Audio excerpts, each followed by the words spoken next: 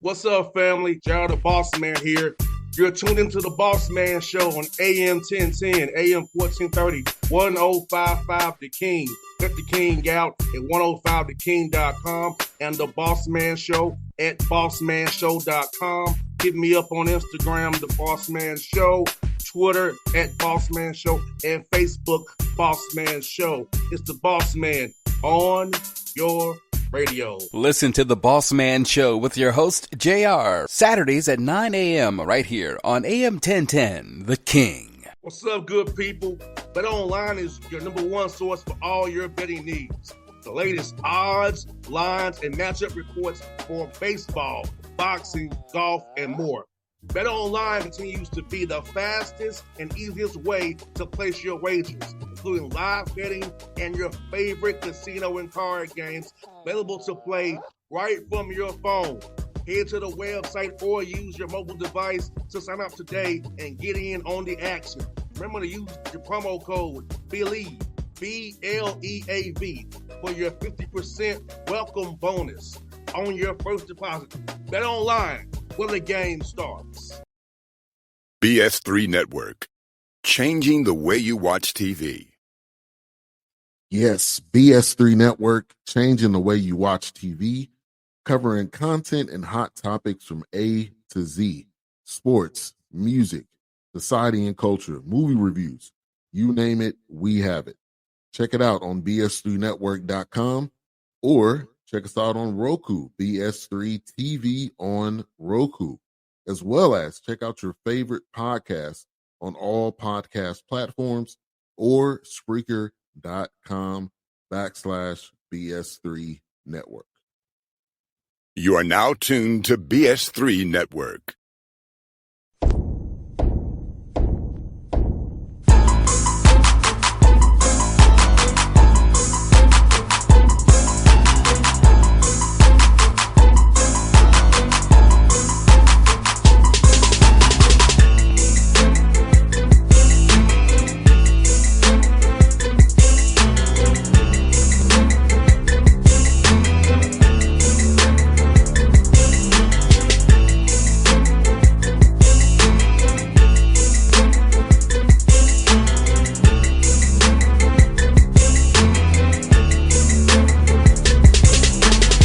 All right, you folks, we back at it. We here at episode 2, Shawn Walker Culture Show, Allen Basketball, getting featured with my man. You see him right there in his office, the one only Shawn Walker, doing big things. What up, bro? How you doing, my brother?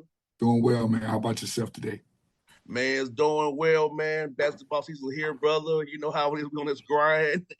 we flying and going every which way right now, my brother. No doubt about it. This is a great time of the year and an exciting time of the year for everybody, even the fans and the other people that are working various jobs in college athletics. This is an exciting time. Now, I got to ask you, last time we had on last episode, we talked about the Allen homecoming. So, how was experiencing for the first time Allen's homecoming? Yeah, it was a unique experience. Allen's homecoming is very exciting. Our football game is 20 minutes away from the campus.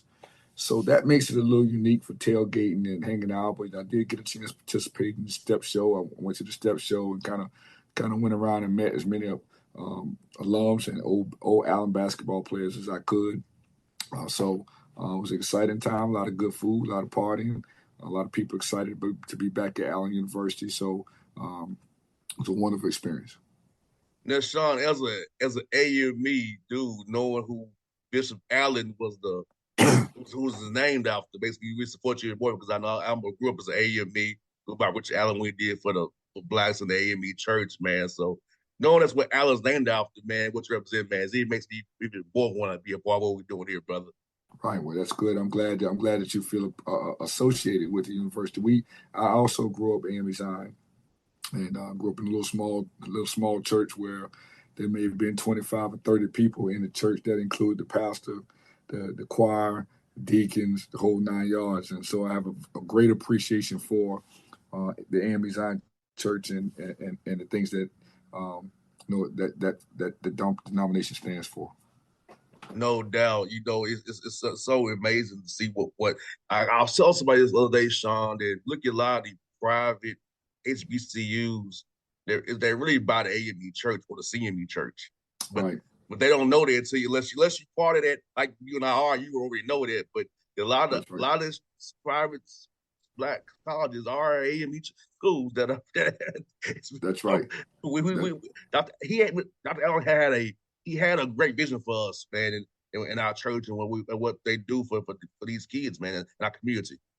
No question about it. And this Allen University is trying to push it forward, trying to push that vision forward to the young people who, are top academic students, but also young people who are looking for a place to go to school that they can make it, and to get that centered attention that they absolutely need. So this is a phenomenal idea of what Dr. Allen has established, and it's moving in the right direction. And bro, let me ask you this, man. How did you prepare your guys this week, man, with a back-to-back? I know we do it in AAU and stuff like that, but then when you college, we don't play back-to-back. That's when tournament time. So how fun was it to get you guys the experience of playing on a back-to-back and kind of a quasi preseason season tournament schedule where you playing 2 games in 2 days, kind of get their minds ready to how we go out preparing for stuff like this. We have a back-to-back when it comes to that SIAC tournament time at the end of the year. Well, you prepare for back-to-backs in preseason, particularly early in the year. I always say to coaches and players and parents, I don't believe kids get tired, right? I believe if the season was over today, they'd be in the gym playing tomorrow, right? So if you love to play, playing the games is the easy part. Now, in terms of coaching, and you see I'm losing my voice a little bit, we stay up all night. We try to prepare for those games. The work part for us is extensive. It's all night kind of piece. But for our players, you kind of prepare their bodies in the preseason. You get them in the best possible condition that they can be in mentally, physically, and emotionally.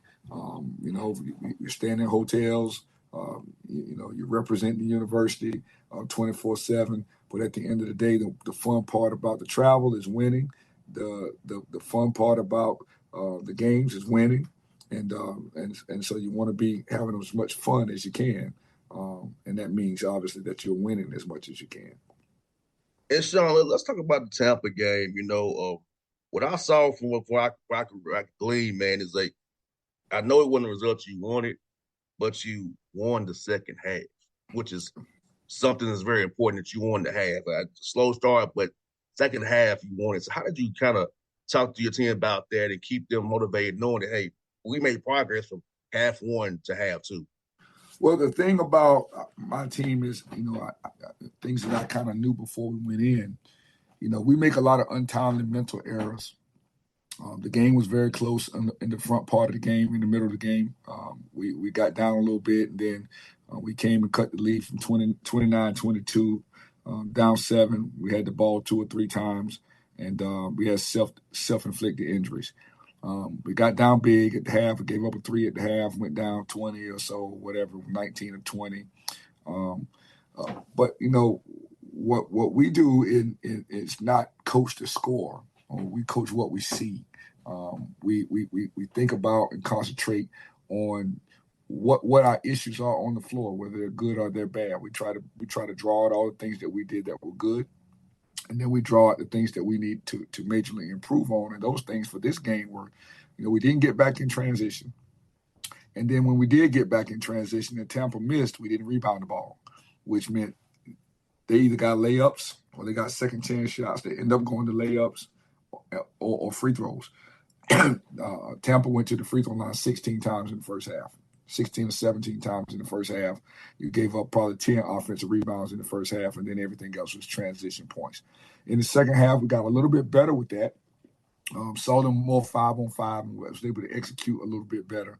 And we did win that half 40-36. So, there's some things that we were able to positively draw from. And there's some things that we got to get back to work on tomorrow morning so that, we can capitalize on the mistakes that we did make for the upcoming games. Yes, like I said, Shawn, looking at what happened second half was the hidden points there, man, with the free throw shooting and 3-point shooting, which could have made this game close against Tampa, which should give your young men some solace that, hey, no, we didn't play the right way. Left some points out on the court, that we made some shots here at the line. It's just the free throws, especially some of them threes, man. We could have really made Tampa feel a little heat there. Yeah, we missed 15 free throws. All right. So when you miss 15 free throws and lose 14, you always have to look back at that. But I think a bigger picture, if you watch the game, is that we missed 4, 5, and 6 in a row. All right. We would go to the foul line and miss 2 in a row, and go back to the foul line, miss 2 in a row, and then make 1 of 2 in the next time. And those are mechanisms for losing basketball. So when you couple the fact or triple the fact that you don't rebound, you don't get back in transition and miss 15 free throws, the game was certainly able to be kept a lot closer. Now, obviously, we were down 20 points at one point in time, but we were down 20 points as byproduct of not getting back on defense and giving up layups and then not rebounding. And then coupled the fact with missing free throws late in the game. Maybe it could have been a winnable game. So we'll just draw from those things moving forward and look forward to definitely improving on those things in practice and coming out this week and playing much better as we get to the weekend. And looking at Eckert, man, Shawn Aldridge played very well against Eckert there with those points he put in. He had other guys making shots, more threes as well. Kept turnovers down. Free throws did improve from Tampa to Eckert. But just overall, your thoughts on seeing your team really come out and improve over what they did in Tampa the day before, coming out of Eckert, keeping that game the way it was, and making some runs there as well. Yeah, we did play better against Eckert. Eckert was a very winnable game. I thought coming down the backstretch, we played well. The game was close early in the game, and then we have these major scoring droughts. We make untimely minimal errors, like as I said earlier. That score was 5-point game with 2 minutes and 4 seconds on the clock. We had the ball twice, and we turned the ball over twice. And the last turnover that we made, they went down the floor and scored an uncontested layup and put us down 7 with under 2 minutes on the clock. So, again, we did not give up as many transition buckets, but we did lose their best player. I can't think of his. Don't know how to pronounce his last name. I think it's Placebe or whatever it is, Placid, whatever it is. He had 19 of their 40 points in the first half, and he had 26 against Benedict the night before. We made major mistakes, and he got open and got some shots up. We did a better job. We only gave him 3 points in the second half. And here's another night that we win the second half. So, we can capitalize on a lot of things that we didn't do well. Offensively, we've got to play a lot better. We've yet to be able to get 70 points in the game. We're turning the ball over. We are giving those turnovers, a lot of live ball turnovers, and people are running out on us and laying the ball up. That's just a mechanism for not being able to win. So, we're right there. I think that we are improving every day. I think that our quality and standard of play is improving. But it has a long way to go. And I don't think that we are understanding how to win yet, which is a process to go through. We can't skip a process of learning how to play and just go to winning. We have to learn how to play. We have to understand the fundamental aspect of the game. We're not going to be the most talented team on the floor. We're not going to be the most explosive team on the floor. So we've got to get to the point where we can execute better, and we can not make mistakes on the defensive end. Then you got to close the possession out with a rebound. So, we're 0-2, but we've lost to 2 really good teams. We lost to 2 teams that are going to win a lot of games this year, and so. We've got great test first weekend. We understand it was tall glass of water for us. Let's revamp. We're home now. We're gonna rest today and get back tomorrow and figure out how to get 1% better tomorrow morning in practice. No doubt. That's the thing about it, Shawn, man. Like, you limit those live ball turnovers you mentioned, and you keep your defensive assignments, knowing who you got, keep that game plan, scouting report, their discipline, man. You're going to be in some games. I think that's where young players don't really understand it until they in that fire. being around the NBA the way I am, I see it them, but they don't follow the game, so they try to adjust it on their own, the game plan. Like, nah, Right. scout for a reason. Right. No, Right. are you close now? Short, close now, hard. You're hard hedging. You're blitzing. You gotta know what you're doing on your personnel. It's like KYP, know your personnel. But I think that's sometimes for young players, they don't quite understand those concepts. Man, you understand when we out on that court. Well, the connection between the scouting report and the game is very difficult for young men who have not been through that, because a lot of times, unfortunately, they don't even know what they're supposed to do in our system, right? And that when you get a new coach and you get a new system and you're creating a new culture, it's difficult for them to be able to think and play at the same time. We've got to get to the point, get good enough at the fact that we're playing and we're not thinking all the time. Now, that is a problem for us, because a lot of times I say to guys, "What are you supposed to do here?" And they tell me they know. So my next question is, why don't you do it? If you know what you're supposed to do, what is the disconnect with you going to the floor to do it? That is thinking and playing simultaneously. And so we have to be able to think and play at the same time, but then we have to get to the point that we know what to do so well that we're just playing. We're not quite there yet. I don't even know if I should say quite. We're not there yet. And we need to get to quite there, and then we need to get there for us to be the team that we want to be. Well, thank God November is not February. That's right. That's amazing. I said to our guys yesterday, the best that we can do now, we're 0-2 now. And the best that we can do now is be 25-2. All right. And so we win the next 25 games, everybody will forget about the 2 games that we just lost. Now, obviously, winning 25 games is going to be our goal. That's a lofty goal for us. That's a lofty goal. I don't want to say it won't happen, because we believe we're gonna trust and believe that good Lord can make anything happen. But nonetheless, each time that we don't win, if we don't win, we're gonna come back and concentrate on what the best that we can do. All right. If we lose our 3rd game, whenever that may be, I'm gonna say the best that we can do is whatever in 3. All right. And that's the focus that we have to have with these young men that obviously have not won a lot over the last few years. All right. They're not, we haven't learned how to win. We against Eckerd went down the floor, stole the ball, and had an uncontested run out layup that we missed. And they got the rebound and went down the floor and got an and 1. This is the difference between winning and losing. This is what I'm talking about, winning, learning how to win. That's a play that should be a standard play, that we miss a layup in the open court and it equates to a rebound and an uncontested layup on the other end, or and 1 on the other end. So that's a 5-point swing.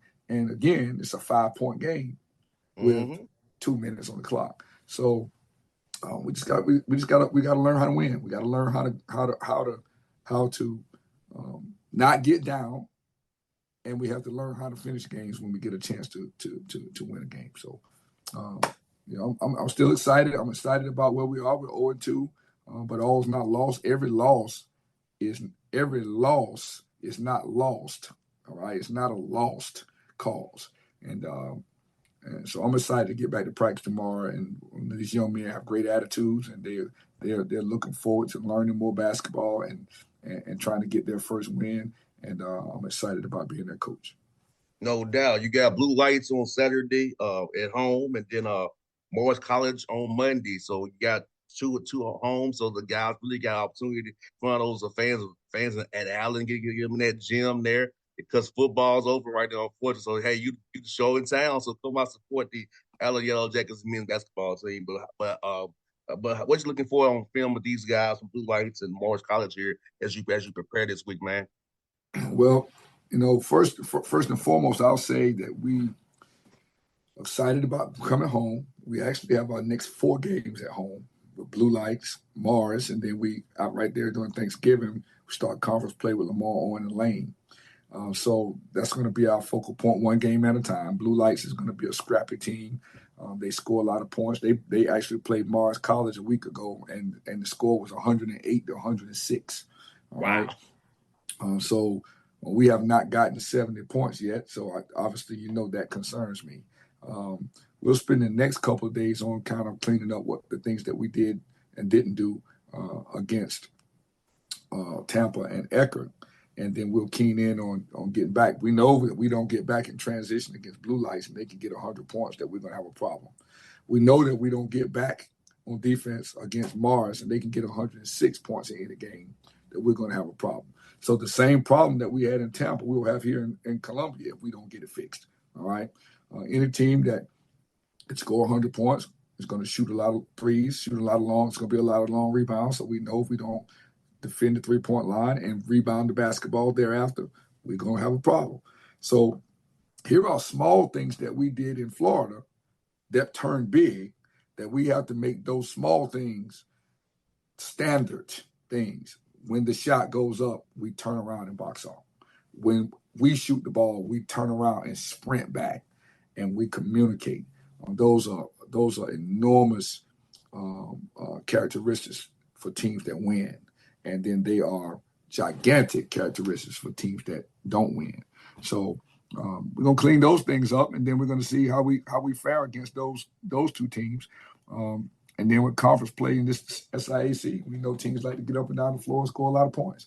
And so we don't fix that, then we end up at the bottom of the league, and that's not an outcome that we want to see. No, it's not at all, man. We want you all to be hosting that trophy in Savannah at the end of the year. That's what we want to see. Absolutely. Yeah. We at least want to be in the arena when the trophy is heisted. That's what we want to be, not paid customers. You get that right. You don't want to be a paying customer, no doubt. Man, Shawn, it's always fun talking to you, brother. Episode 2 was on point, and we'll do it again next week and recap these 2 games for this week and highlight some players of the game as well, brother. But look, man, it's good to chat with you, my brother. And I'm looking forward to seeing what you all do this weekend, my guy. Thank you so much. We're looking forward to having some good news on next week.